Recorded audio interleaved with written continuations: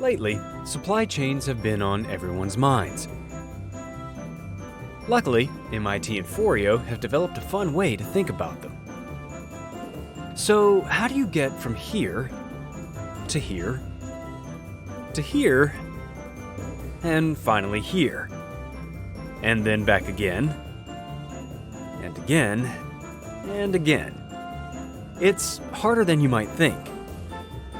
Based on the most widely used management game of all time, John Sturman's Beer Game is now available online.